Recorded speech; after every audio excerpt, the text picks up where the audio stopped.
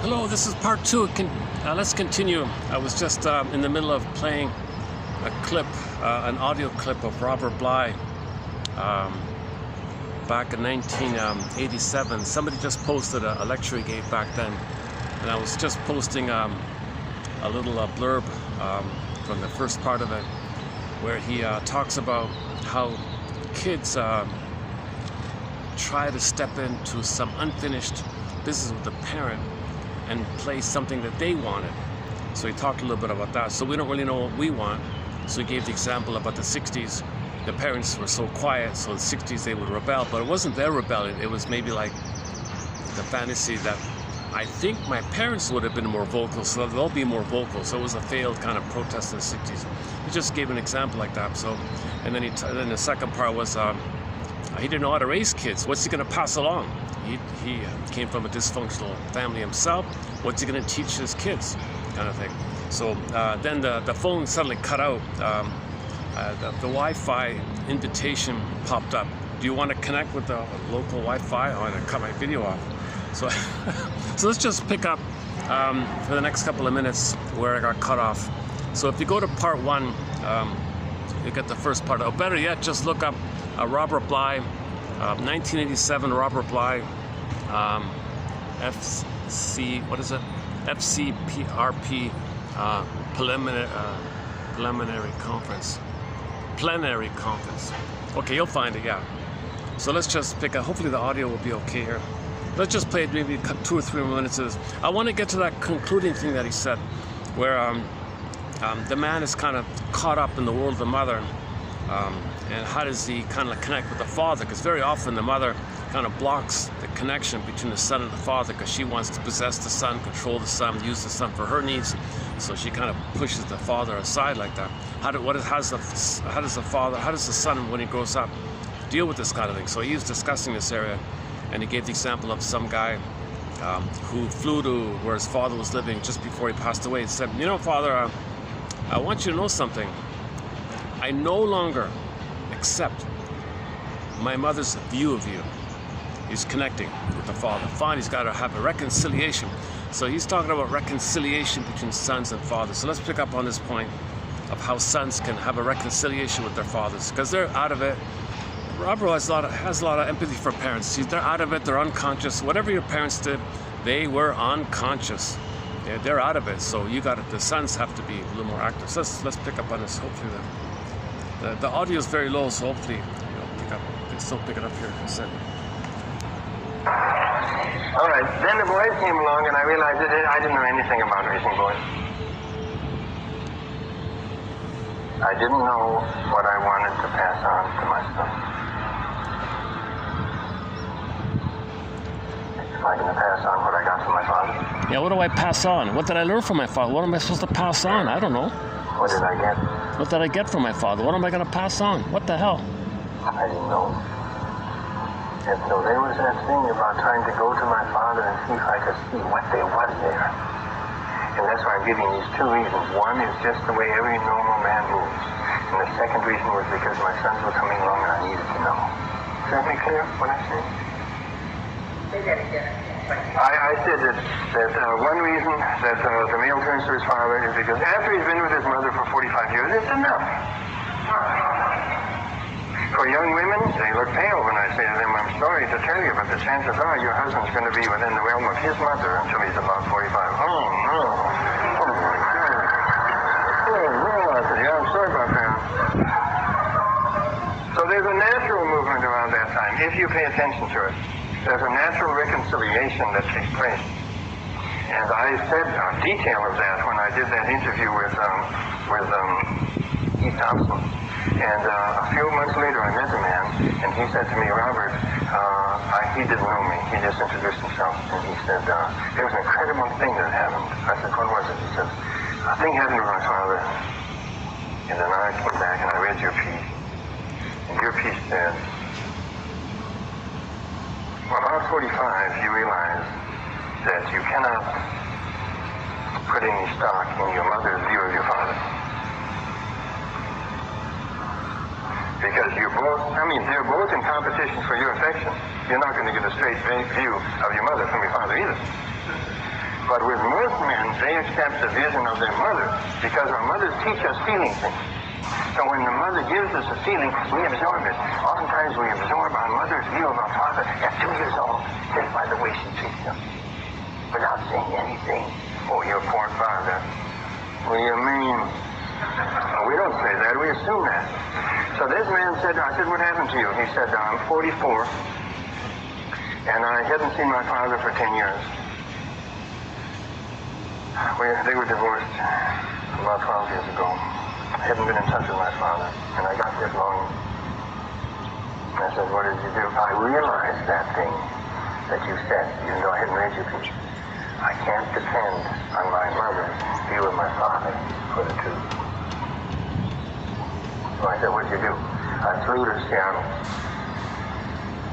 I went and I knocked on the door. My father came to the door. He was very surprised. I said, what did you do? I said to him, I want you to know that I don't accept my mother's view of you any longer. I don't accept my mother's view of you any longer. I don't accept my mother's view of you any longer. I said, what did you do? Again, it goes on. So he's talking about the common motif where if the mother is too overwhelming, uses the son, has an agenda, wants to turn to the son to comfort her, soothe her. Alice Miller, yesterday's quote, where she feels finally someone will respect her, be there for her, and she can fix it that way, and doesn't want the father to interrupt it. So he kind of makes the kid, or brainwashes the kid, parentifies the kid, take care of her. She set the stage all about her. She wants to supply. So he's too ensnared, stuck in the tar pit of the negative oneness of the mother. That's not healthy like that. But he may be stuck in that up until midlife. And then in midlife, you're like, what the hell's going on here? So he's talking about this transition of how do you unblend from this. Well, recognize that maybe your mother was just so needy and did that, and maybe be realistic. Maybe the father was kind of out of it and didn't know what to do. Because fathers can't do too much in that nursing time. The mother has total control with the baby and the mother.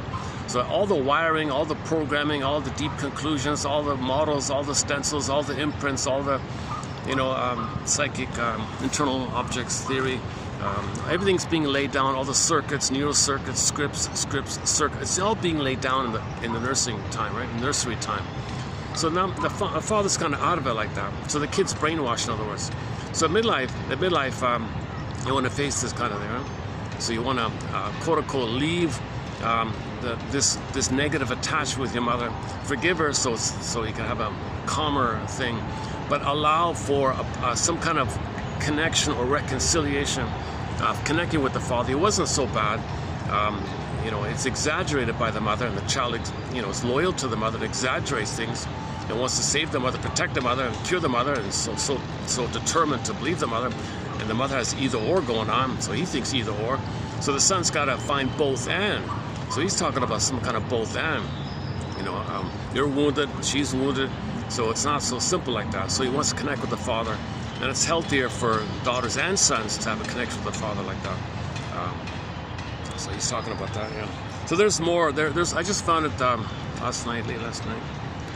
So we'll post more quotes on.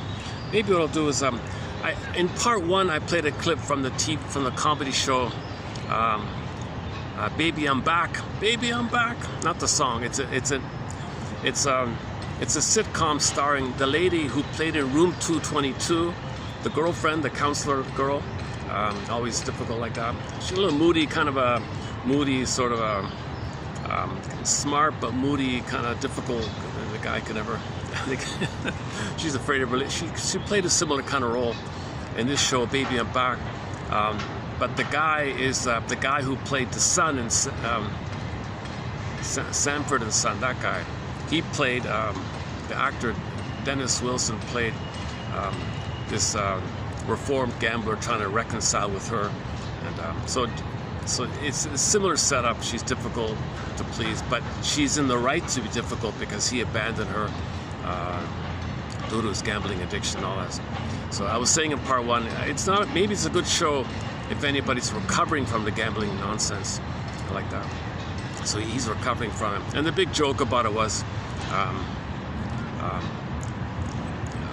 he was going to do some ridiculous thing, and if he won a long shot, they'd all retire for it. They'd be financially. Anyway, there's an episode that really brings this issue to a head: the nonsense and the folly and the harm and how it breaks up families and how it distorts people and makes people a little mad. Like, there's a real good episode about that transition.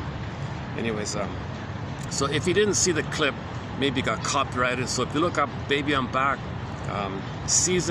there's only one season, episode 6, towards the end there, where the mother-in-law for once was nice to the son-in-law, and the kid, oh my God, he slapped himself. I must be in the toilets. That was in part 1. So I'm continuing down here for part 2. Luckily, it's okay here. All right. So maybe let's do this. Let me get organized here. Let's do today's preview quotes. So I'm going to do a preview of 3210. I heard this woman's name. Her name is, you see her name a fair bit. I never paid much attention to it, to tell you the truth. I thought it was just typical fluffy self-help stuff. Turns out she writes a lot of children's books. One of them got turned into a film and all this. So, anyways, I came across a collection of short essays on couples' relationships because of something else. And she mentioned repetition compulsion. I'm always on the lookout for repetition compulsion.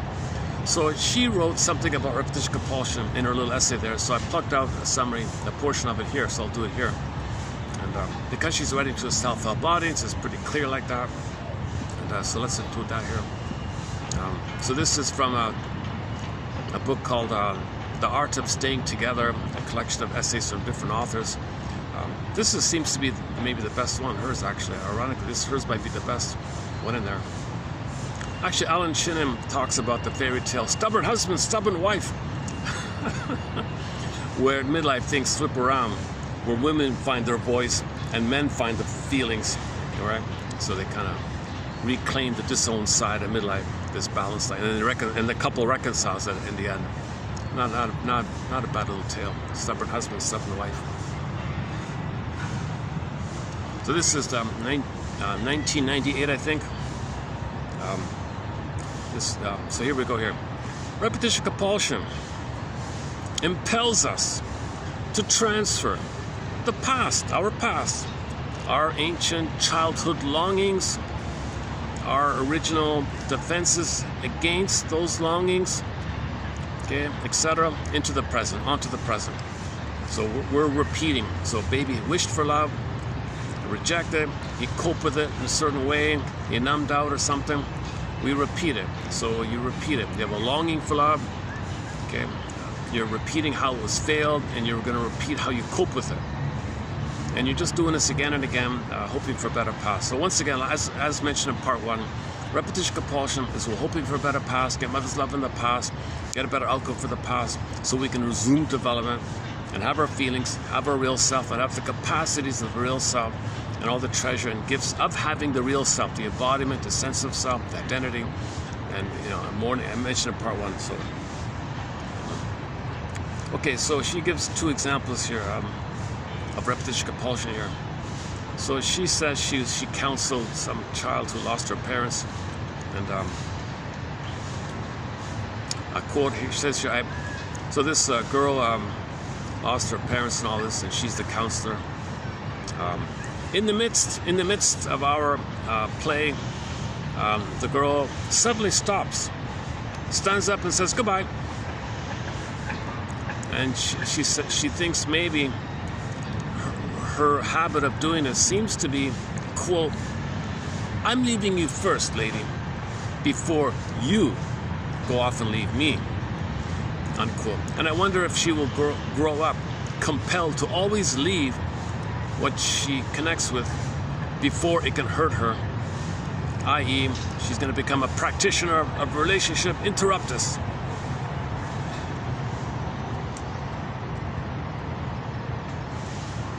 So she's trying to, in the past, when she's a kid, the pain of losing the parents went away. Pain. Now she's connecting with somebody. I don't want to be triggered. I'll leave first.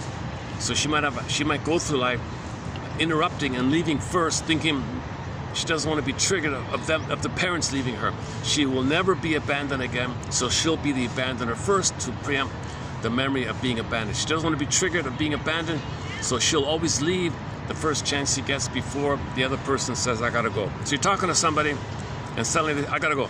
Oh, what happened? Well, maybe they think they got a chance to escape, whereby they don't want to risk the other person saying, I gotta go, and the other one's triggered that their parents abandoned them, whatever it was, emotionally, physically, whatever it was. And the second example is the naughty boy here. I know a little boy whose mother, there's a difficult, hostile, dependent thing going on between the son and the mother. Something went wrong between the son and the mother. He's always fighting with her or something. I know a little boy whose mother pushes him away all the time. Mother says to him, I'm busy, leave me alone, not now, you're bothering me. Watching him pester and whine and plead and kicking at her. And then he goes to the bedroom and then locks the door and all this. Whoa, I wonder what he will be doing with women 20 years later from now, and what he will need women to do for him. So if this is a pattern that's being conditioned, this battle like that, the son and the mother being difficult and cold, he's pleading and fighting, what's that going to translate to later on?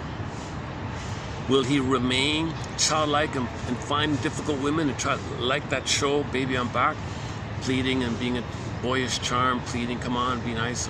Or will he be a little more aggressive about her, more demanding about her, and kicking like maybe verbally kicking or verbally abusive or something? Like, will it be a sort of a continuation, like in a grown-up body version of the child state? Or will he identify with the aggressor? Will he be the difficult one? Will he not listen to his wife and play hard to get with the wife or something? So this is just sort of ballpark example of it. So whom we love and how we love are revivals. So in the present, you're going to revive the past. Unconscious revivals of early experience, and even when the revival brings pain. And although we may play either role, right? Like the victim or the aggressor kind of thing. Like the child's the passive victim, the mother's the active aggressor kind of thing. And although we may play either role, we will act out the same old strategies, again, the same old way we cope with it, unless there's awareness or insight or therapy or some conscious. If you're not conscious, you just repeat. That little boy, for example, we're talking about here. For instance, this boy may play out his helplessness as a passive, submissive husband. Very common in sitcoms, right? The husband plays this kind of passive kind of. He may play out his, or he may play out that he was rejected. He may play it out by being a sarcastic man in his marriage. So the anger that he's feeling, he may express that anger and by being a very sarcastic person with his wife. So he's still expressing his anger. So the anger part that he had as a boy with the mother, when he grows up, he'll just be very angry at his wife. So just kind of like a direct continuation, right? He may choose, or he may flip it. He may choose his mother's role and become a cold, you have to beg me for it husband. So just as the boy was begging and pleading, he may be like the mother and find the wife to be pleading and begging, quote unquote. He may choose his mother's role and become a cold, you have to beg me for it husband. All right. Or he may, like his absent father, simply abandon his wife and his own children after the father wasn't around.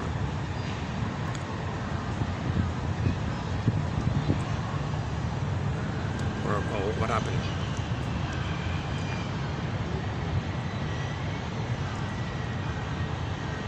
Now that little boy may marry the psychological image of his mother. He may work, or he may try to convince, or he may marry a woman and try to persuade her to be that woman. So he might marry a woman and try to coax her into the role of that mother and continue. He may ask his wife the impossible, and then when she refuses him, he may rail, "You always refuse me just like my mother." Oh, so he recreates her. So he may ask for impossible things. She's going to refuse, just like my mother, just as my mother refused me, you're refusing me. Yeah, but you created this by asking me the impossible. It's not impossible, but you just find some way to recreate it, right? In repeating the past, that boy might repeat his anger or his shame or his grief or whatever. Or he might repeat the tactics by which he dealt with his feelings. In repeating the past, he will update the script to include the shadings of subsequent experience. But whom he loves and how he loves will reflect that whining, pleading, raging boy. For many men, the denial of dependency on their mother is repeated in their subsequent relationships, sometimes by a pattern of loving and leaving them. Oh, it's okay. Okay. So one version, he might become the Don Juan. I'm not going to depend, so I'm going to leave all the time. For other men, however, dependency is the point of love relationships. Oh. And whomever they connect with. Oh, okay. Oh, so one version is, I'm not going to depend, so I'll leave all the time. The other one is the clinging. I hope we'll be close and like I didn't get with my mother, something like that. All right. Okay, let's go on here. Okay, she talks about the famous Dr. Spock guy, not Star Trek, the children's. I never read his book. I don't know what it says. In describing, he said, the author of that book, in describing his taste in women, Benjamin Spock also reveals a repetition compulsion for, as he points out, quote, "I have always been fascinated by severe women. Women I could then charm despite their severity." Okay, that's exactly what the show is about. Baby, I'm Back, starring, what's her name, Nicole something and Wilson something, those two. The kid, my goodness, that little 6-year-old girl, unbelievable actress. She's one of the most talented child stars I've ever seen. Kim Fields. She's still around in her 90s like that. She was a lifelong actress and directed plays and shows and very active in it. I never even heard her name before. But man, oh man, in that show, she really an incredible amount of confidence and presence and understanding. Really smart. And the older brother looks like Mike Tyson. They joke about that. Okay, back to Dr. Spock. I've always been fascinated with cold. It's really quite explainable.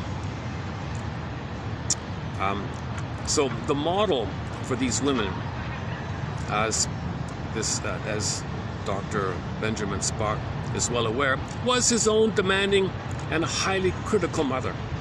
And if in his early 80s,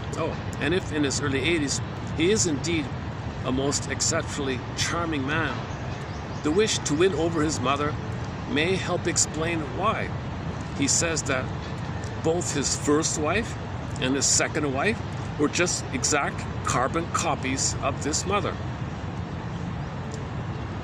The second one said, quote, I don't know what is with him. He keeps trying to push me or coerce me into that role of his mother. I'm not really like her, but he's trying to make it like that. Which, of course, is a compulsion to repeat. We repeat the past by reproducing earlier conditions, challenging as that can sometimes be. She managed to find out. Another woman here. So another woman here. Different story here. One woman had 3 husbands. The pattern was all the same, she said. Once she married these men, shortly after they became sick and she had to nurse them. And that's what she did as a kid. So as a kid, she nursed the parents or something. So she uncannily would sense which man's about to get sick and I'll marry him and take care of him. It's not a great example. All right. We also repeat the past by superimposing parental images onto the present. Myopic as that frequently can be failing to recognize, for example, that if somebody's maybe gentle, doesn't mean he's weak.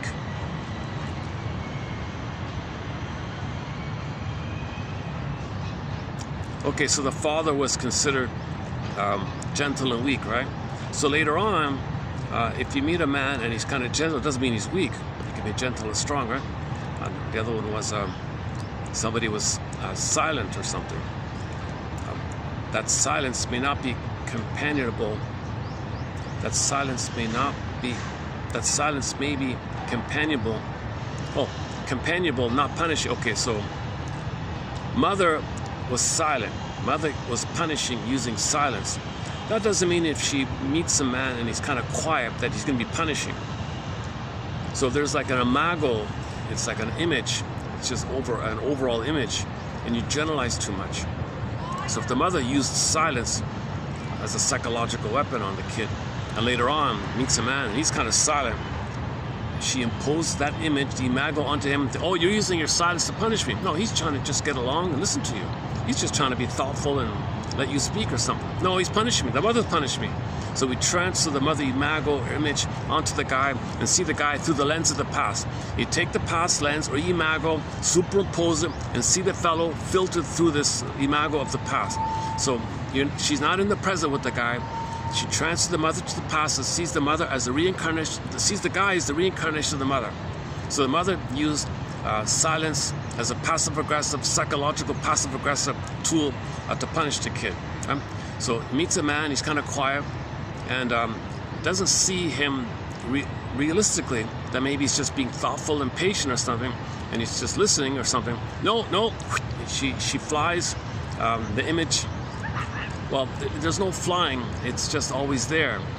So she carries it with her everywhere she goes. So she superimposes it onto the fellow. So the fellow's being seen as the mother, as an emotional reincarnation or a psychic carbon copy of the mother, and treats him like, or thinks of him the way the mother was. She wants it that way because she's in pain, and she wants to see it that way. She has to see it that way because it was pain. The pain makes her transit. The pain makes her see that. The pain keeps her in the path. So the man says, I'm just quiet because I'm listening to you. I'm not punishing you. I don't have those kind of thoughts. No, yes, you do. You're punishing. Okay, maybe you're talking about your mother. I'm not. He's got to find a way to say it in a way that. Okay, next one.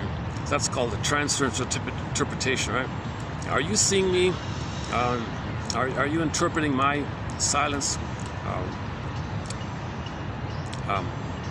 Are you interpreting my silence the way you experienced your mother's silence? It could be different, you know. We even repeat the past when we are consciously. We even repeat the past when we quite consciously are trying not to repeat it, hopelessly as that may turn out to be. Okay, so here's a woman, another example. Oh yeah, okay. So the woman hated traditional marriages. She wants to be a free bird, but so she's a free bird. Unknowingly, she's in terrible situations all the time, like the parents are in. So she consciously wanted a more freer thing. It turned out just to be bad as the home thing. So she thought she consciously wanted something different, but wasn't. But unconsciously would see and recreate the past. So the example was, where is it here? We even repeat the past when we quite consciously are trying not to repeat it, hopeless as that may turn out to be. Like the woman who disdained her parents' conventional marriage and decided that hers would be something new and different. In her freewheeling life as an autonomous woman or wife, she arranged to repeat her mother's despised submissiveness. So she recreated it. She'd only be attracted to one of the parents and play the other parent. So in Ann Teachworth's book, Why We Pick the Mates We Do, like Robert Bly said in the part 1 clip, you play one of your parents' roles and continue that. You're identifying yourself as one of the parents, and you're trying to meet your parents' unmet needs, and you're like a You're like a proxy or a continuation of them because you identify with them. It's not your needs, it's your parents' needs. So you spend the first half of life trying to fix your parents, please your parents, like that, right? So in Anne Teachworth's one, the child growing up is a couple imprint. As a child, she sees how the mother and father relates. She sees how they relate, right? It's wired in. So she grows up and says, all right, a lot of pain there, eh? A lot of problems there. It's a model. Who am I going to take after? Let me take after one, and I'll find a partner to play the other one. Never mind about gender, right? So she might identify with the father, let's say, and marry a man like the mother and continue the issue. Right? So she marries her mother all the time.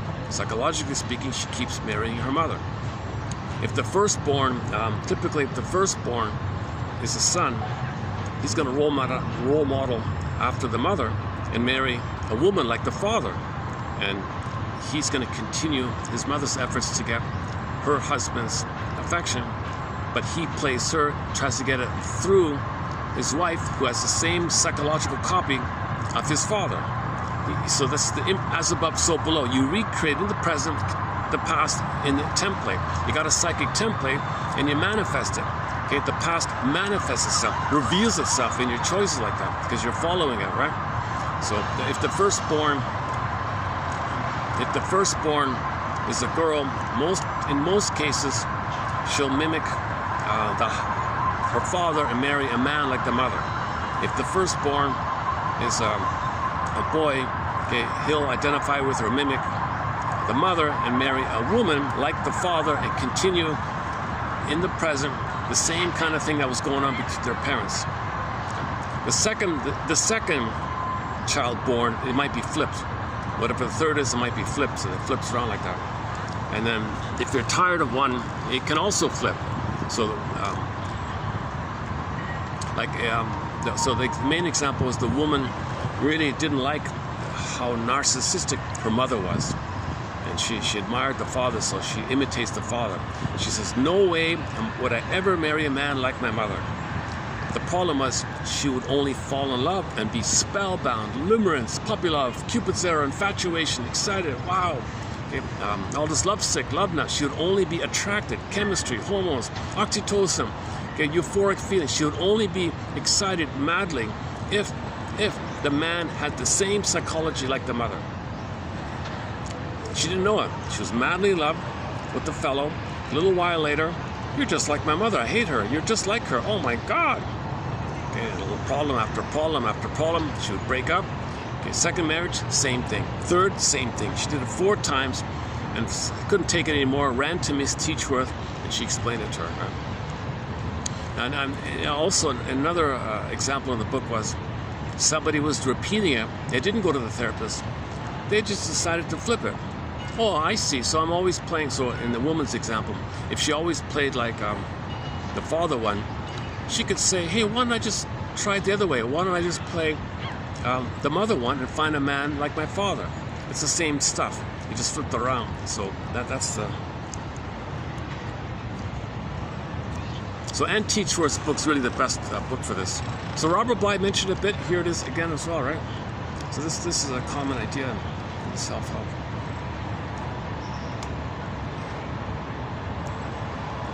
Repeating the good makes sense. That's okay. If everything was healthy, you choose healthy. That's okay. But we have trouble understanding the compulsion to repeat the painful stuff. Well, it's our hopeless effort to undo the past, rewrite the past. It doesn't work. You can have 20 lifetimes. It doesn't work. The wiring is in. But the curse, the jinx is in. The only way out of it is mourning and consciousness and insight. Okay? Without that, you just keep repeating. We don't remember, so we repeat. We repeat in an attempt to remember. When we remember, we stop repeating. In other words, we do it, we do it, and do it, and do it, and do it, again and again. She writes it like that. In the hope that this time, the ending will be different. Because she's trying to make a point here. This hamster wheel. We're doing the same thing over and over again, hoping that we'll get a better past. That we'll get a better past from the nursery. The present. That brain doesn't know time, but there is time, and we are in the present, but that brain that's pushing us is in the past. So we're hoping for a better outcome, a happy ending for the past, but we're in the present. Doesn't make sense, right? We keep repeating the past when we were, that time when we were helpless, couldn't do anything about it. So we're hoping for a better outcome. In repeating painful, oh, hold a second, this thing keeps moving around on me. Hold a second, let me change it up here. We're still recording. We're in part 2A. Yeah, the part 1 was okay. I got off to a good start in part 1. I thought it was okay. Yeah. So yeah, we're doing okay. We're doing, luckily. It's funny, when I got here, the park was really busy, and I had to move up there. She gave it to me for an hour, and I came back here. It's quieted up now. Okay. Why am I processing it? If I ruminate, think about, because I'm not really feeling. Whenever you're obsessing in your thoughts about stuff, you're trying to work it through, and, because you're not feeling it properly. So if you're not feeling things, you tend to spin around in your mind trying to find a way to understand it, so you can feel, make it safe in your thoughts. Could have said this, could have done this. Well, does it mean this? Then you feel, then you calm down. So you're searching for a story, then you feel. Okay, psychoanalysis looks for an egg in a basket. It's missing. So the basket is you're ruminating. Okay, the feeling is the egg. So you want the egg, but so you're ruminating in your basket idea. And if you get some kind of story, like I was doing, okay, so that guy, I was thinking about, I was trying to have empathy for that person, a little bit very annoying like that. I was thinking about things in the broader situation.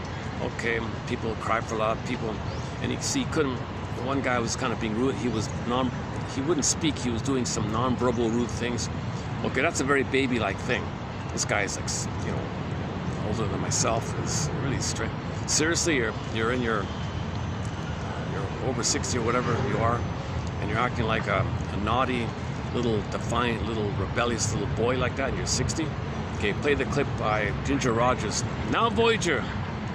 The film called, the film called Lady in the Dark. Another different one. Lady in the Dark with Ginger Rogers.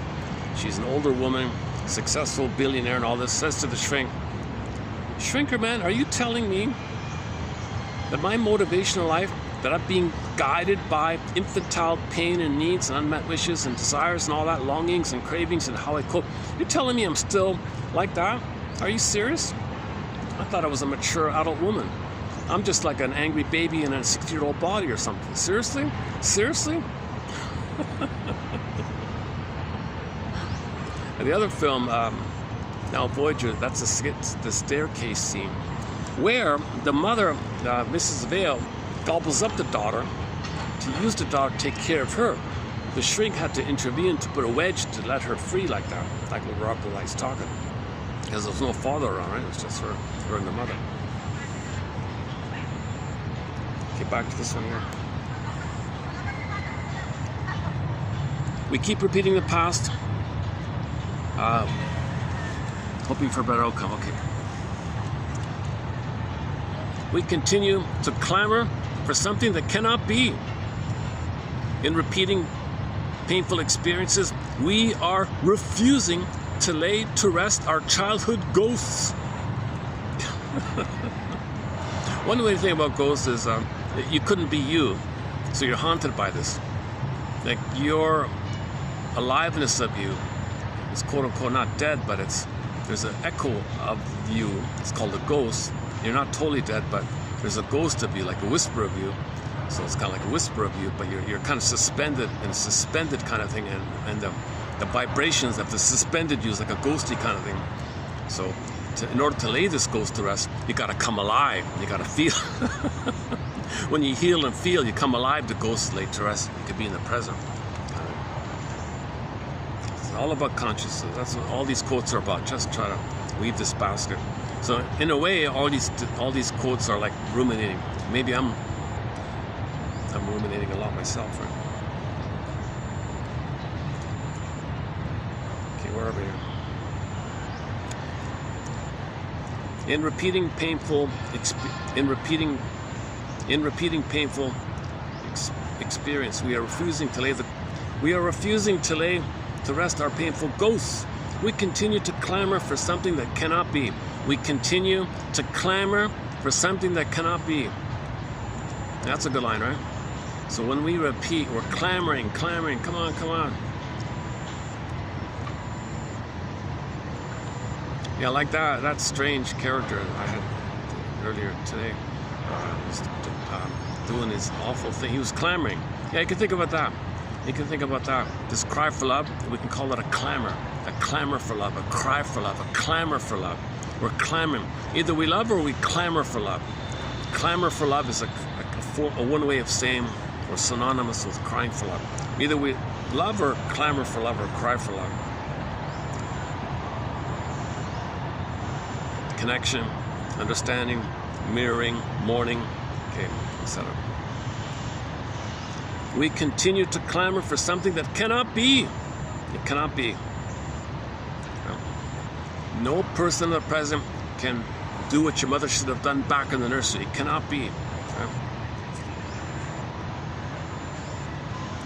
Or expecting someone you don't know to be like an advanced shrink who can give you an interpretation to make you be inspired to start reading psychoanalysis on your own. I mean, I don't know how to do that.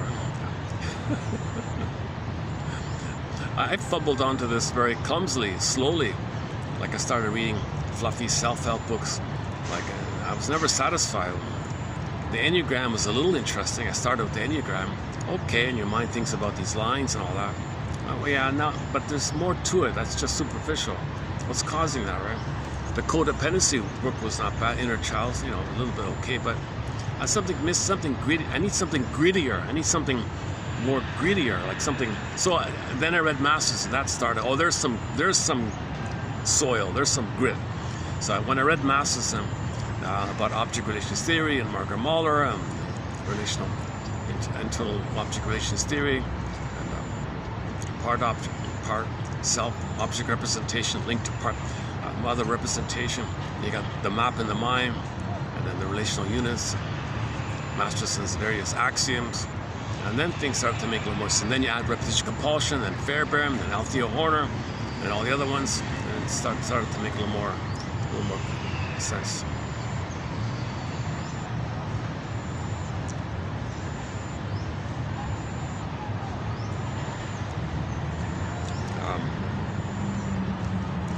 We continue to clamor for something that cannot be. No matter how hard, for example, people cheer for you, it won't be enough. So no matter what you get in the present, it's only symbolic of the real thing. It's not the real thing in the past. Okay, this reminds me of that one quote about the boy was never listened to. Everybody ignored him. His father never listened to him, mother never listened to him. He ended up becoming a professor and spent his whole life giving lengthy lectures. Semester after semester, decade after decade. He did it for 50 years or whatever.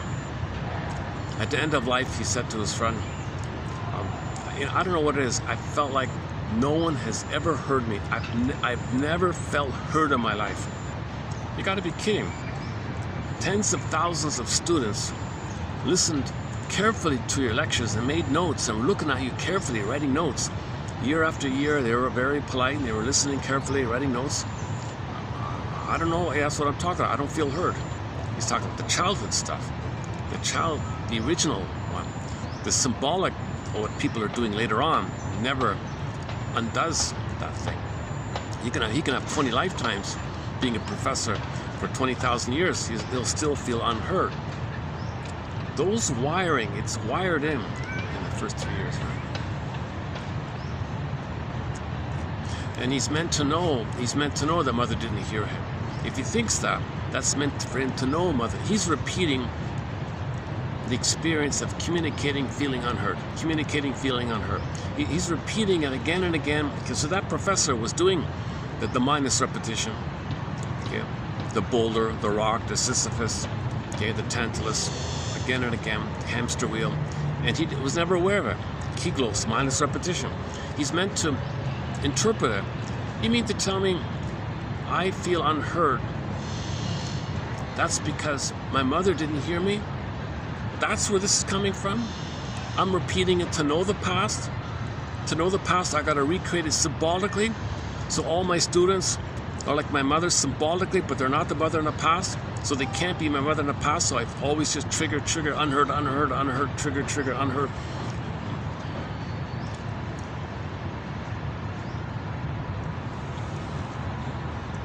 We have to relinquish such hope.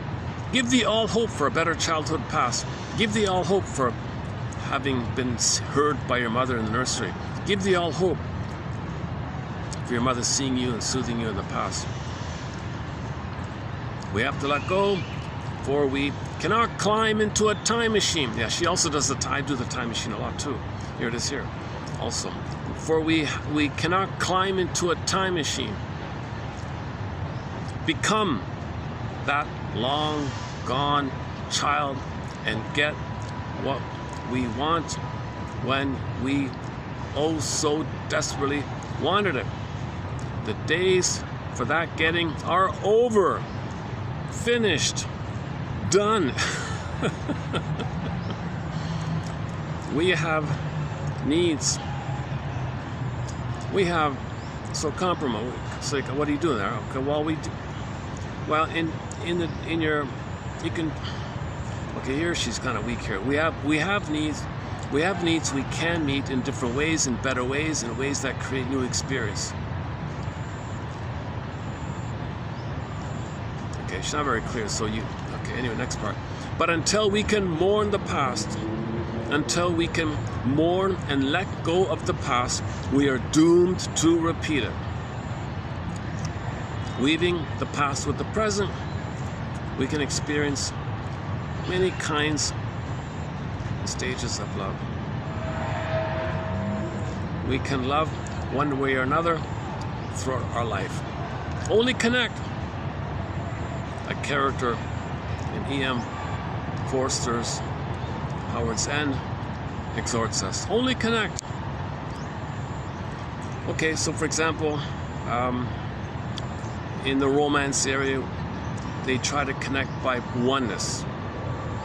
Okay, you try to connect with your friends. You might try to connect like in charity and giving and all that. We try through human relationships. We try through human relationships that draw on these,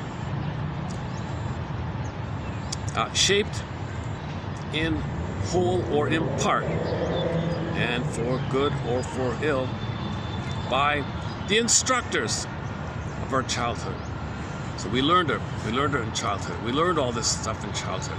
They were the masters, they were the teachers. We learned it all. So this is coming out in our life, in intimacy and relatives and clubs and workplaces and maybe charity things, or caritas she calls it, altruistic kind of things.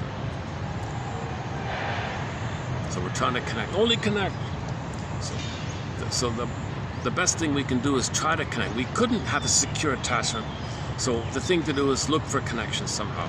But it's going to be influenced by how we were taught by the original instructors on how to connect. We don't know how to connect. Like Robert Bly said, I'm supposed to give to my son. My father was an alcoholic, a verbally abusive alcoholic. I never learned anything from him. And now I have a son. What do I do here? Help. So his whole journey was to, correct this thing. Give his son something that he never got, to try to find a way to give his son something he never got from his father. Right? So at the end of life, he had to reconcile with his father. So the old man was in the bed or something, and he talks about trying to connect with the father. He understood his pain and tried to connect with him. And the example was with that quote he said. The guy who went to Seattle. Father, bing bong, hello, oh son, you're here, wow. I gotta tell you something, Father.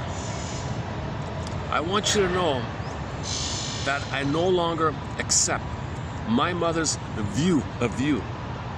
Oh, well, thanks. The guy was in tears, apparently. If you hear the rest of the lecture, the father was weeping when he heard that. He felt guilty, he felt absent, didn't know what to do. Right? So Robert Weiss makes a big point. The children have to initiate reconciliate. The children have to do it because the parents are too out of it, they're too traumatized, they're too spaced out, they're too clueless, they're too wounded.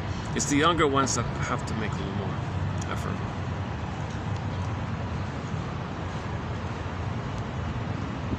Maybe why don't I read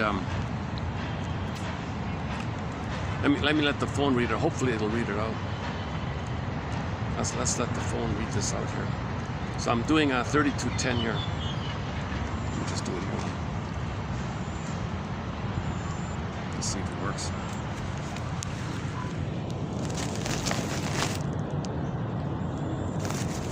Repetition compulsion impels us to transfer the past, our ancient longings, our defenses against those longings, onto the present. Ah, seriously? Oh, for Pete's sakes. It just stops, it just stalls on me for some reason. Hold on a second. I have to kind of like keep editing and then resetting it or something.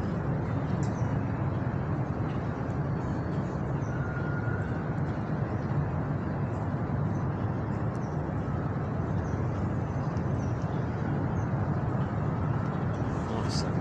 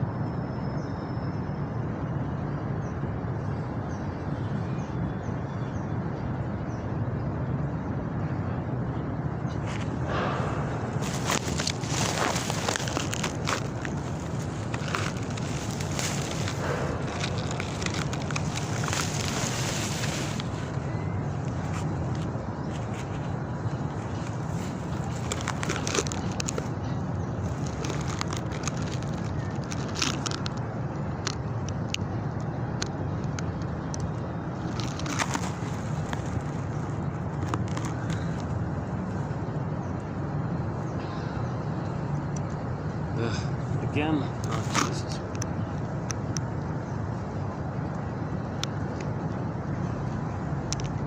Let's try again. Okay, how about now?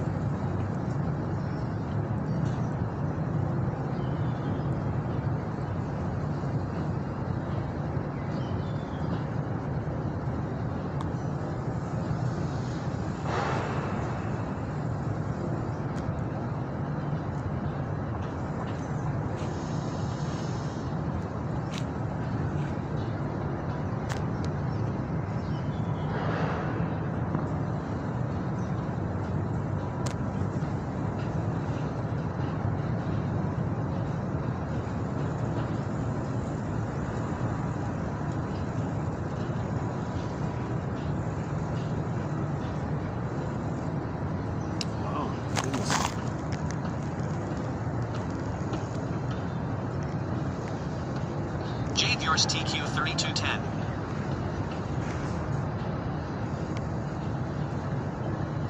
Jade yours TQ. Jade.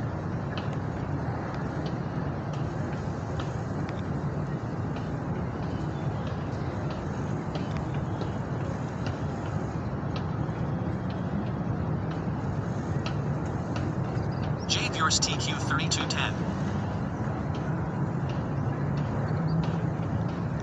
3,210.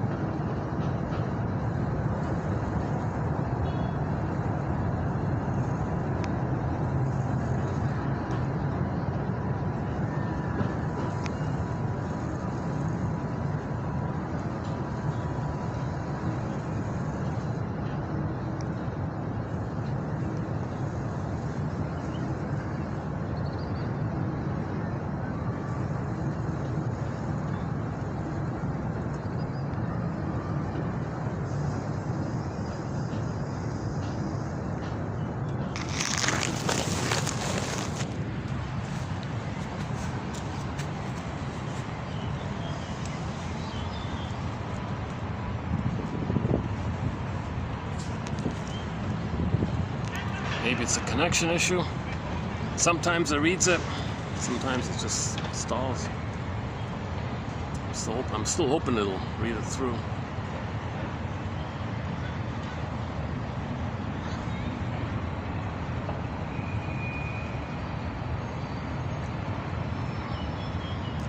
No sign, eh?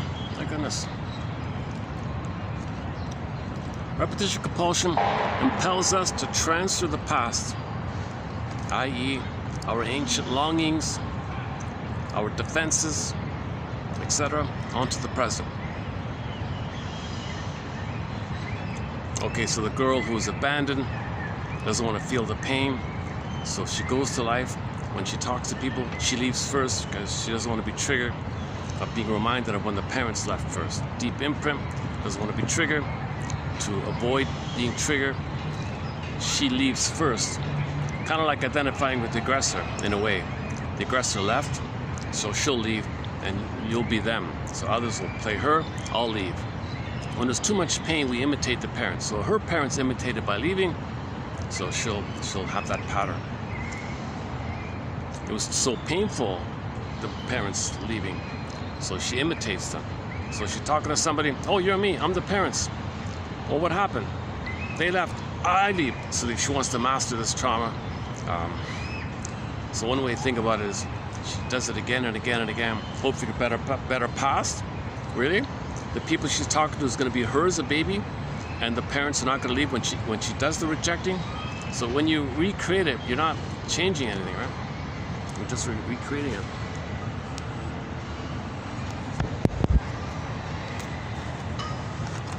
And then the boy one was about what's he gonna do when he grows up?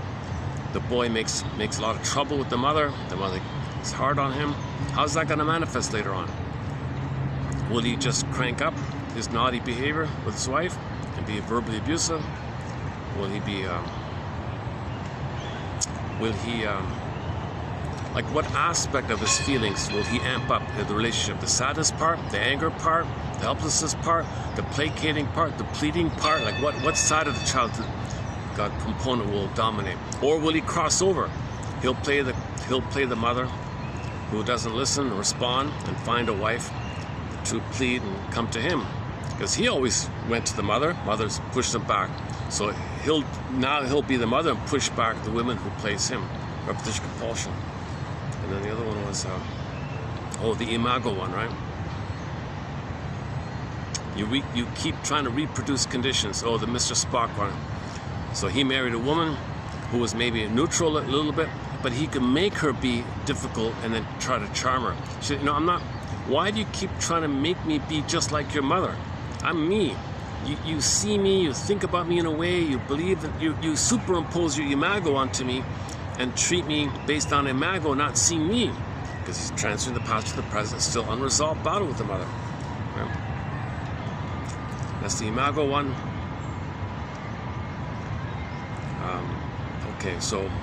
And the conclusion was this is clamoring. No matter how much symbolic supply you get, it doesn't undo it. And then and just the awareness that like in the novel, we're trying to connect, but we learned how to connect. It's confused because who taught us how to connect? So we try to, and this is manifested in relationships, friendships, work, relatives, and society. Shaped in whole or in part, and for good or for ill, by the instructors of our childhood. Keep that in mind. Yeah, she's not a bad writer. She's famous for that book called Necessary Losses or something. Necessary Losses, 1985. Never read it, actually, to my surprise. How are we doing? Well, let me check the battery. This part 2. 4 o'clock. Yeah, okay, this is a lighter load today, yeah. Lighter load here. Today's Monday, today's Monday. What a difference. I was here Saturday. Oh my God, I couldn't do it.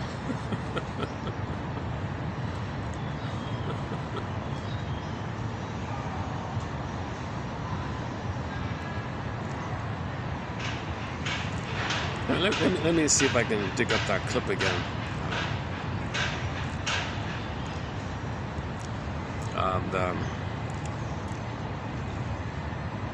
Another show I discovered is somebody interviewed Gilmore of Triumph. They're doing their tour, and the person interviewing him was saying, you know, geez, we're so old, and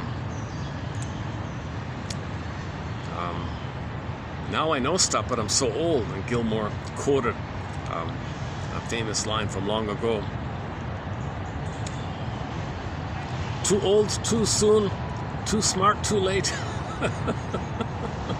So I looked it up. It turns out to be the episode of Richard Pryor's kids show. Richard Pryor did a children's show, and he tackled difficult issues.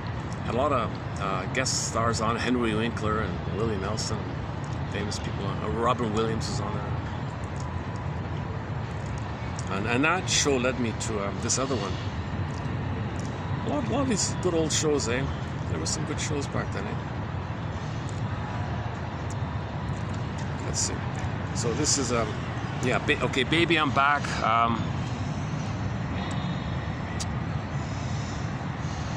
Let's see. Complete series, 1978. And there's only, it says here 14 videos. So it's the sixth,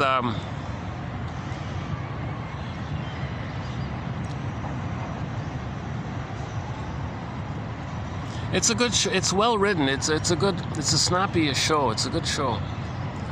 Let's see, where is it? 6, right? Oh yeah, okay. Episode 6.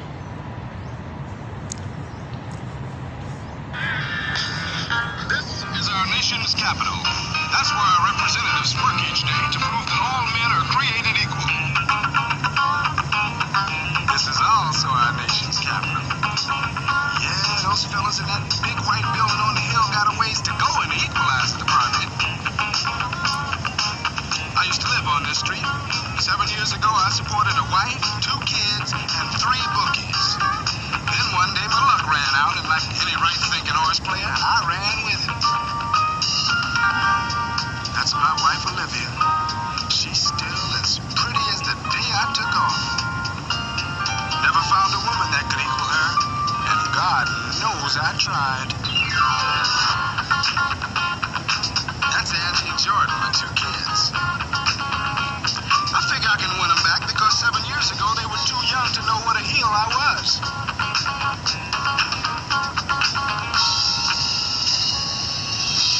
That's my mother-in-law, Lucille.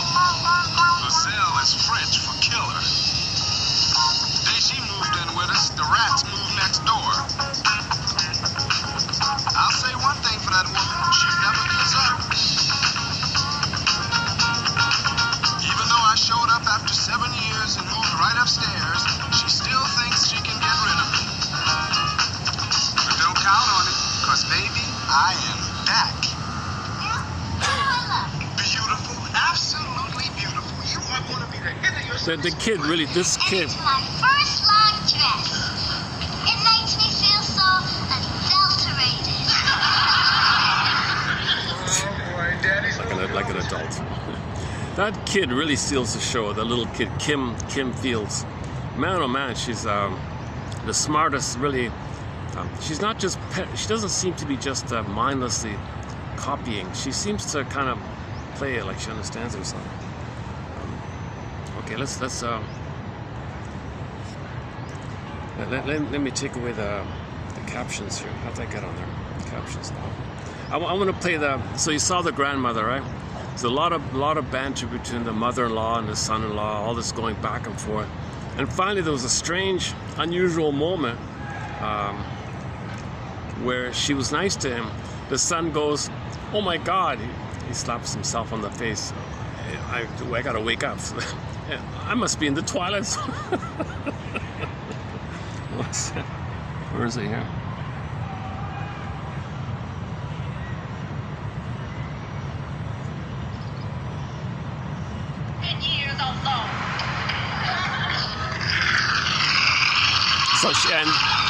So so she's dating another fellow, and he's trying to win her back and all this. Mama left last night without even saying goodbye. She must be real mad at us. Not us. You. It was your play that drove her out. I was just the star who saved it. But Angie, you haven't touched your breakfast. I can't. Every time I think of Mommy in Death Valley, I lose my appetite. Oh, Well, I bet she's not losing her appetite. She's probably having a real Death Valley feast. Fried lizards, boiled spider, toasted snake. I'm never gonna eat again. Good, because I'll finish your eggs. I'll get it, Grandma. It's Daddy. He's gonna take us to school this morning. good. Invite him in for breakfast. You want to invite Ray Ellison for breakfast? I must be in the twilight zone. Hi, kids. Ready to go? What's the rush?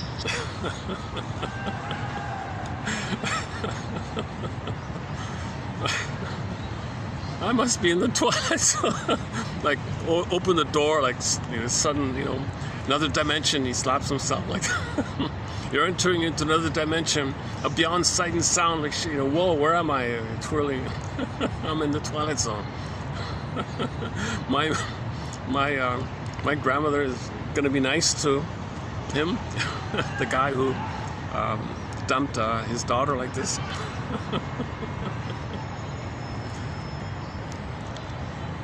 So I've talked a lot of, so the Twilight Zone does cover what Robert Bly talks about, this transition. How does the boy separate from the mother and connect with the wife? So if you go to Young Man's Fancy, he was very tied with the mother, married a woman, and the wife said, "Are you married to me or your mother?" He ended up saying, "I'm sorry, I'm still married to mother." She freaked out, ran down the stairs. It's an interesting scene.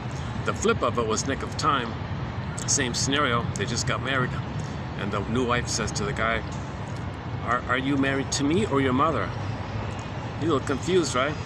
So after, long story short, yeah, no, I'm married to you. Okay. They rode off into the sunset. It was okay. So that's what Bly says, that men are going to be ensnared up until 45 like that. So women need to be a little mindful about this. So the wife has to push, you married to me or your mother? But a lot of boys are ensnared in with the mother complex. That's what Mr. Freud, big thing about Oedipus complex. The myth was based on this, right? Metaphorically speaking. Inwardly, your inner model, the marriage, and the father's not around, right?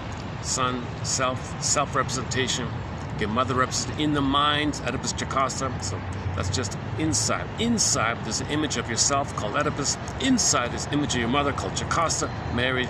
Okay, it's perverse psychological incest. It's an inner thing. It's not an outer physical thing.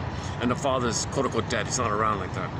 So at midlife, you got to unblend from this, because the outer that caused the inner was the mother was too demanding, too engulfing, too controlling, narcissistic, wanted supply, like this. And she said to the kid, "You're with me or against me?" Something like that.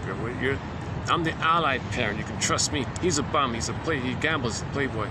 But why did she choose him, right? Why did she's repeating something too, right? Now let's play that again, huh? Where is it? Every time I think of Mommy in Death Valley, I lose my appetite. Well, I bet she's not losing her appetite.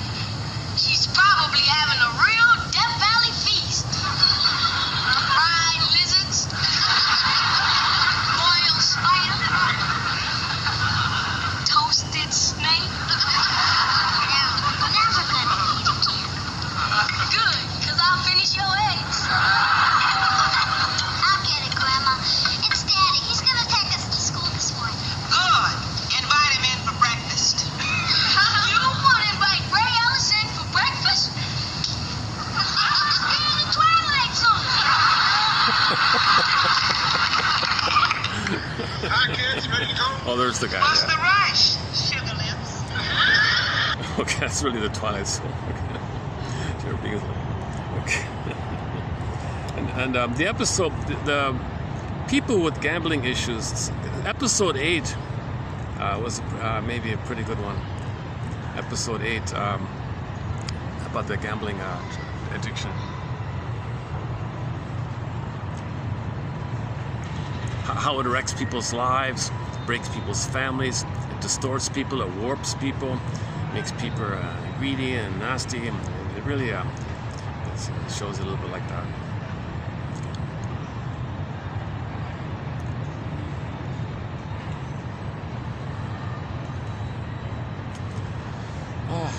Okay, let me just calm down here. Nice and quiet around here. This is the quietest. This is the quietest it's been for a little while. The past couple of months. Yeah. Birds, pigeons. Should we do the pigeon joke?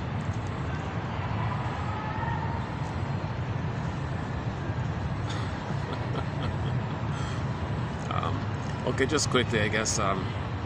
So there was a woman approaching midlife, but she still had a hope that money and power and status would heal her from her childhood. So she had a greedy, ambitious character, narcissistic, wanted power, wanted money like that. She was getting older, in her 40s or something, and she's realizing the reality and getting glimpses. What's going on here? I'm not getting it.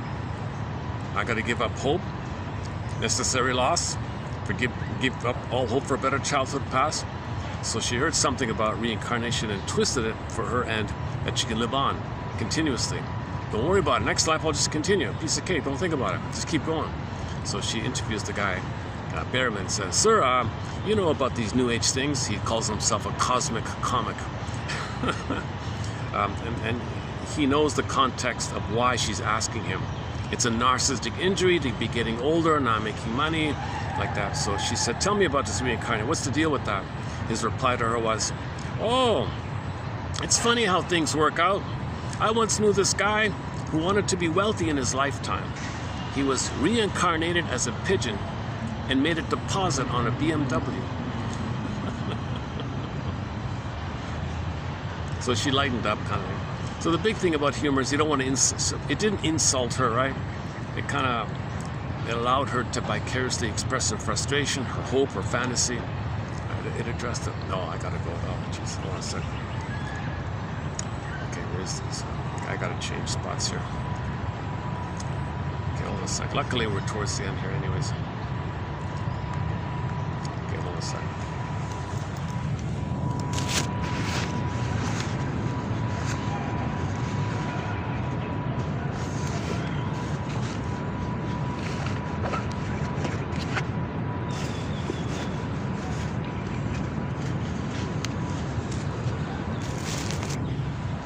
See if I can just go on this side here. Let's see.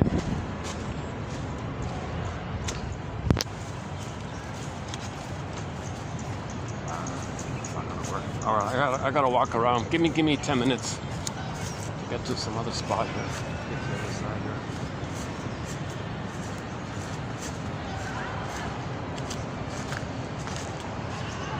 Any cats? No cats.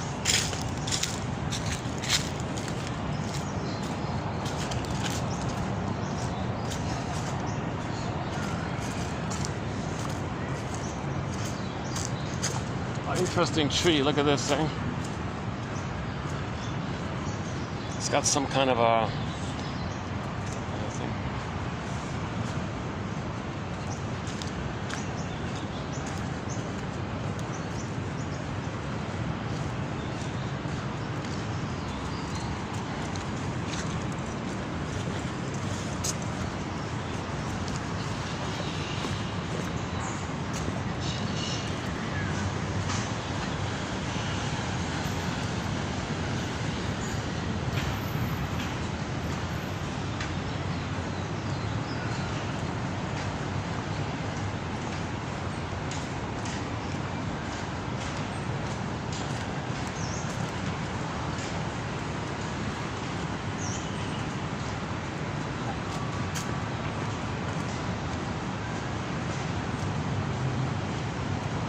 What about in here? Can I go in here? Usually there's people here. Let's see.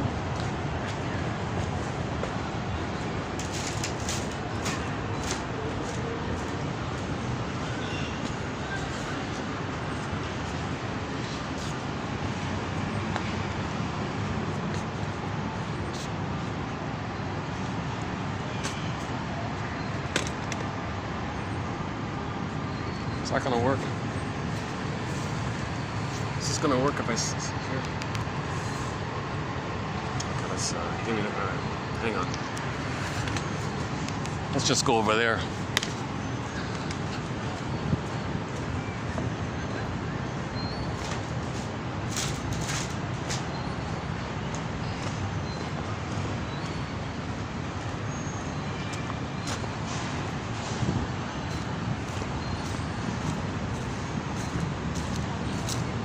Okay, so your mission submitted for your approval and consideration should you choose to accept it, as they say in the shows.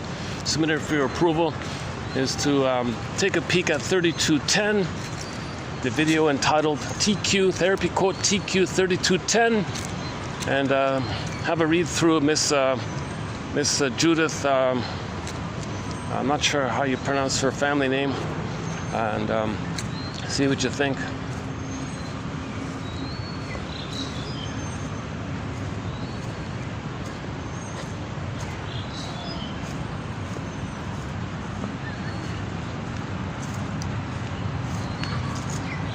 They're doing renovations here, so I can't use this. Fixing it up here. No entry. It's not a crime scene. They're doing renovations.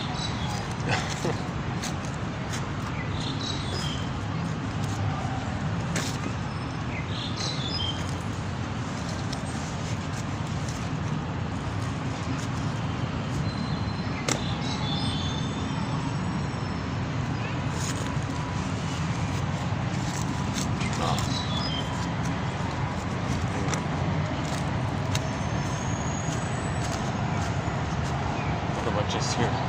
Hey, what about here? Hey, what about this? Let's use the tree here.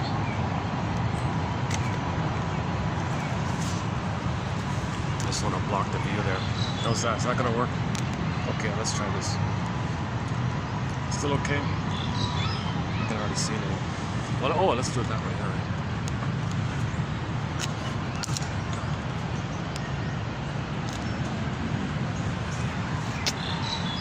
And it could, oh, it's nice to get the pavilion thing. Yeah, it's nice, eh? I love these traditional, roofs are interesting.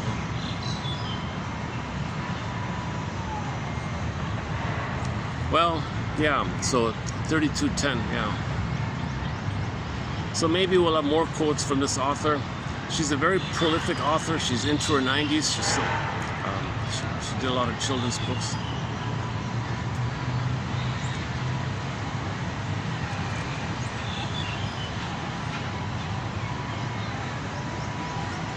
So another option is to, in the search engine, it's not reliable, but I mean, it doesn't give you a full printout, but if you type in repetition compulsion in the search engine for the channel, you should get a lot of quotes on it. It's better to get the collection and search within the collection. You'll get it there. It seems to only give you like a sample for some reason. So it's better to get the collection so you can get all the quotes on repetition compulsion. So Paul B. Russell, or type in Paul B. Russell, or P.L. Paul Russell, or Paul L. Russell, or P.L. Russell, I forgot. Anywhere, or look for his articles directly, Paul B. Russell. So it's about attachment, it's about connection, it's about wanting development. Repetition compulsion, you're living in the past, lingering in the past, unfinished, pain, the pain keeps you there. And you're waiting and waiting and waiting. And when you wait, you repeat, you wait, you repeat, that's the thing. Right? And we're not aware of this. It's cloaked over with the pursuit thing, you know, greed and manic behavior and chasing, but still fixed underneath.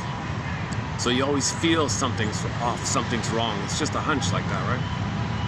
How do we lift the thorn? How do we lift this anchor on the development, the feeling development?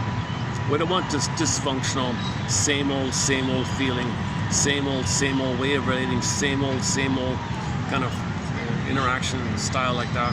Because you're just repeating the same old again and again like that. So we talk a lot about the labyrinth, someday, Monday, Tuesday, wound day, thorn day, free day, shatter day. Okay, the healing journey, and named after the days of the week by the Shattered Day Twilight Zone episode entitled, go back to the Twilight Zone, Shattered Day. Oh, that's hilarious to the kid. He slaps himself in the face and goes, I must do another world, like turn, like they try to gesture so that you're in this other world, right? Like there was no door there for him to go to. Like, how do you symbolize that? How do you symbolize that he's in another world? The mother-in-law is going to be nice to him, but once there's another world. I must be in the Twilight Zone.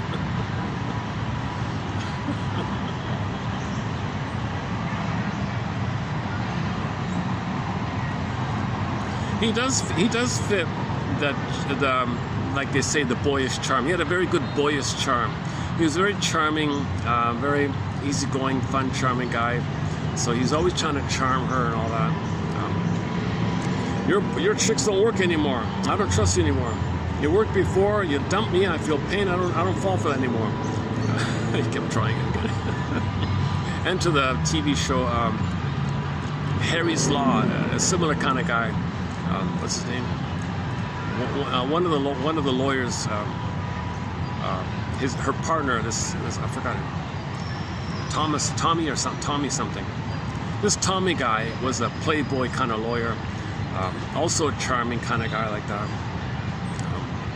He had a midlife moment where he said to somebody, his tricks wasn't working anymore. Like the guy in the show here, and the girl not being fooled anymore.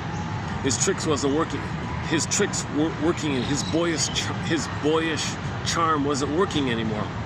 So he had a moment where he said to himself, I wonder what's worse, to realize you're no longer who you are, or that you still are what you've always been. That's a great line from Harry's Law, the legal show.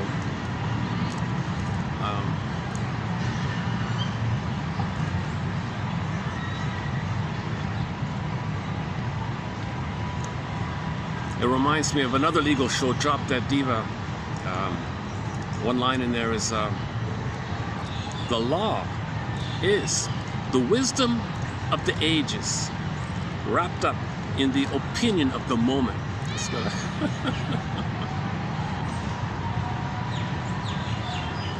A recent TV show quote is the comedy film All of Me. The guy was saying to his girlfriend or something, I'm paraphrasing, that he's going to give up his boring, routine, bureaucratic desk job. Doesn't like it, just shuffling papers around, doesn't like it, just a made-up thing. And he wants to do what he loves. He says, I'm going to do what I love. I'm not going to do what I don't like anymore. I want to do what I love. I'm going to quit that boring job, and I'm going to do what I love. And the girl said, man, oh man, I love it when you talk like a beer commercial.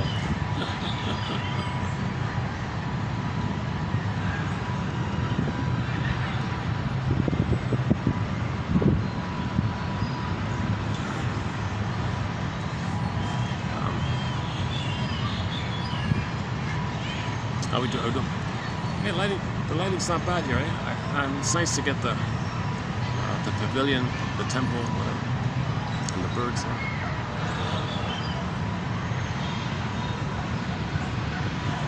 Oh, that's the tree. Oh, this is the one there. Yeah. Oh, this tree right here. Yeah, they just did they just trimmed this tree. That's nice. Yeah.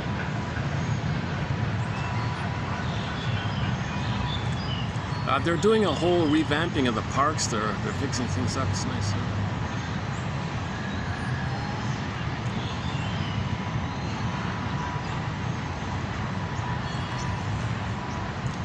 Yeah, I haven't told that Masterson joke in a long time.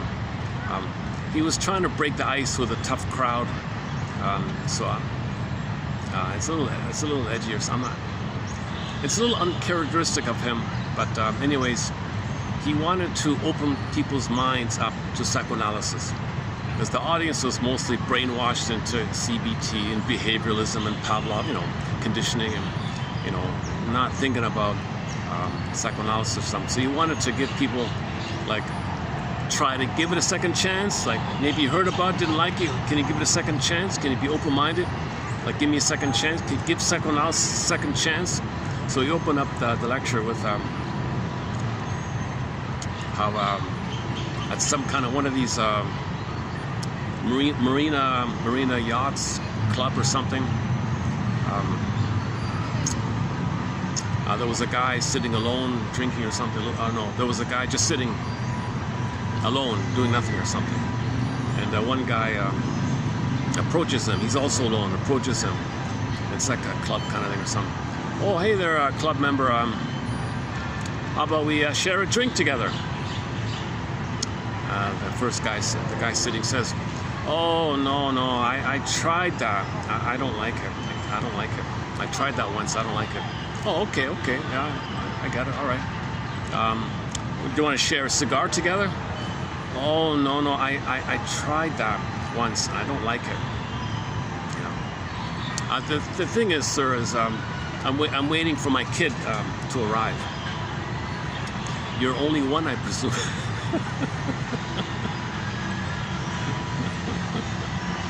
So he was trying to say, like, you just try to once in your life. Okay, you got it. I don't need to explain it. Yeah, if you explain the joke, you kind of wreck it. You just got to leave it alone, right? So Masterson was there's a little edge to that one, yeah. Maybe he's frustrated about it or something. Yeah, it feels like he was a little angry about trying to get through to the people. He was maybe discharging his anger that way.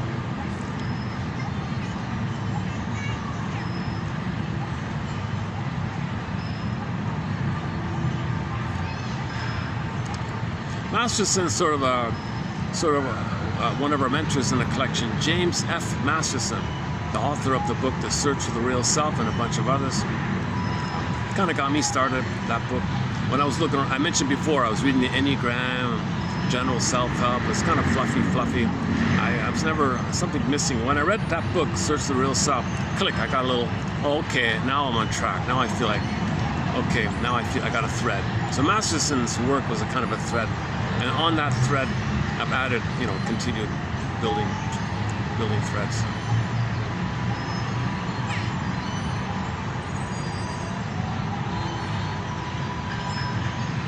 The two most influential authors for me personally have been Masterson and Burglar, for sure. Burglar and Masterson.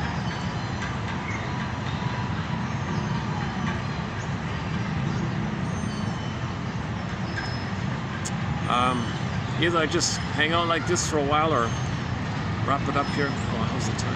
How's the battery? Battery, 25%, 4:30. So we do have about 20 minutes. I could play us.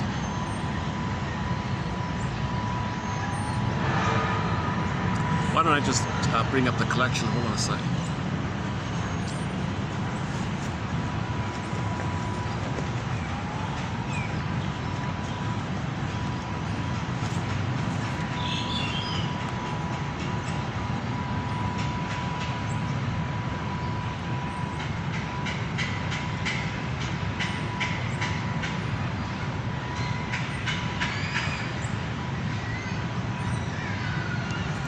Oh, her name is Judith V. Orst. V is in Victor, I-O-R-S-T.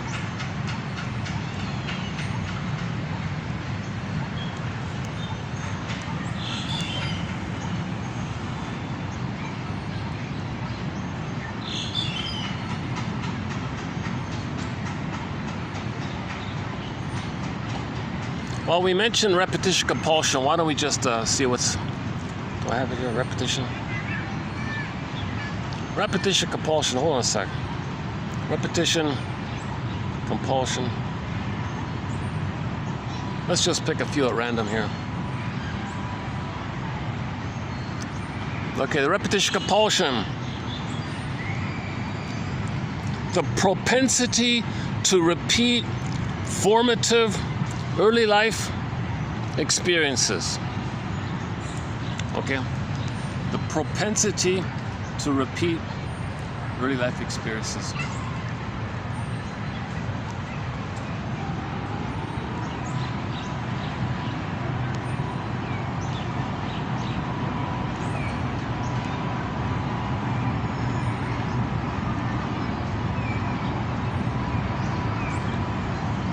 Repetition compulsion can also be used as a defense against mourning. Mourning the memories of having not been supported or loved enough to allow the ego to look at the many sides of the story. Oh, that's me talking, okay.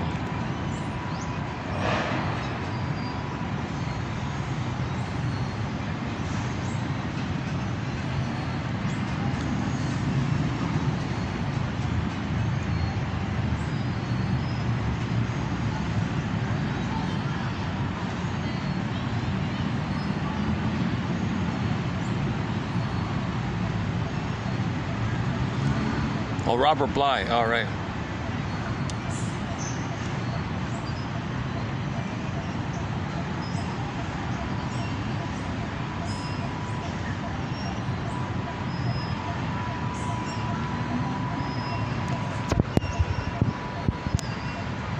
So he talks a lot about the mother complex. He calls it the Swan Boy or the Peter Pan, or he uses different names for it. Narcissist, basically. He doesn't talk about Peer Gynt. He's obviously very familiar with the Peer Gynt story, but I've never heard him talk about it. The one exception is at the end of his life, some billionaire guy asked him to write a customized translation for him personally, and so that guy can act it out for himself based on Robert Bly's sort of doing his version of it. So this billionaire must have been a fan of Bly. So he, here he is criticizing the plunder system, and here he is, maybe late in life, softening up or something. So apparently this billionaire guy wanted to act it out, read out his script, but it's not available. It's not. We just know of it, but there's no copy of it. So he didn't publish it. So the Robert Bly translation isn't available. It'd be interesting to see how he translated it.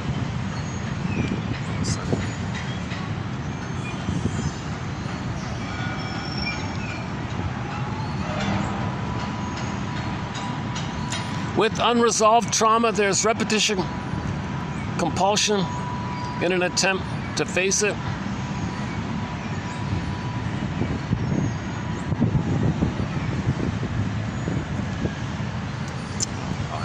Let me change my spot here.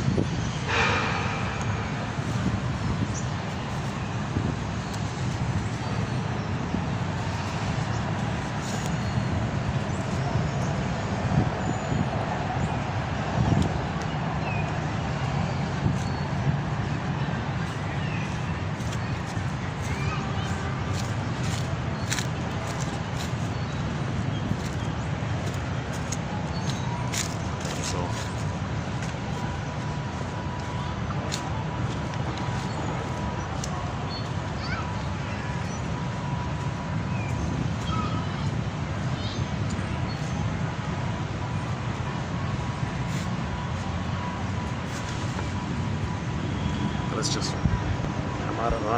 I'm out of spots. So. Is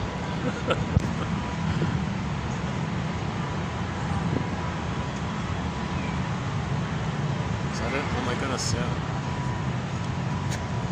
Oh, Jesus. Okay. I guess I can do it like this. Oh my goodness. How about like this? Oh. Oh my goodness. Okay, let's just play a song. Let me wrap it up. Let's dig up a song and we'll close it up here.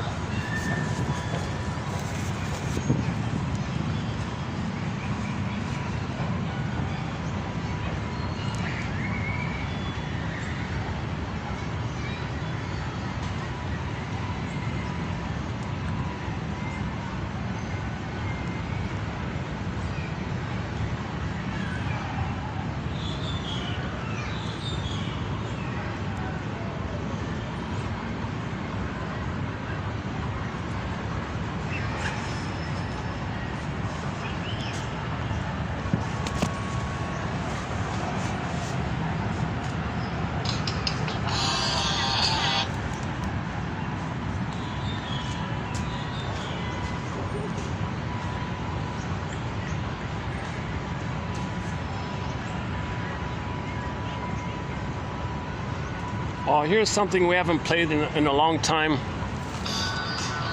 Oh, hang on, not that one. Hang on, not that one. We played that already. Here's an instrumental. Let's get back to that tree. Hang on a sec.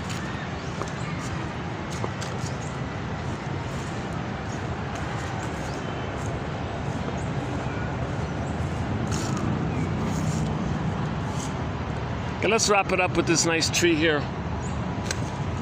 I'll see you in the next video. Hang on. What would be good for this tree here? Hang on a second. I'm not gonna play Bruce Coburn's song. No, I'm not gonna play that. First time for everything. Hollywood.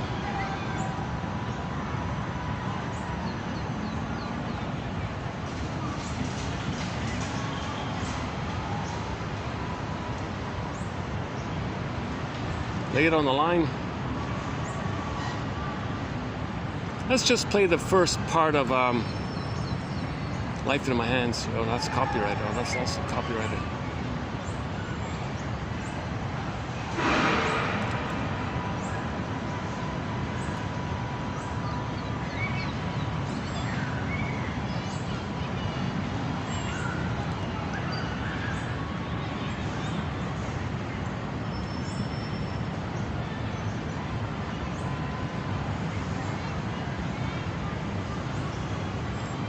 Okay, when the song ends, I'll hit the stop button. Let's play some Splendor in the Mountains by Sekani Purizaka.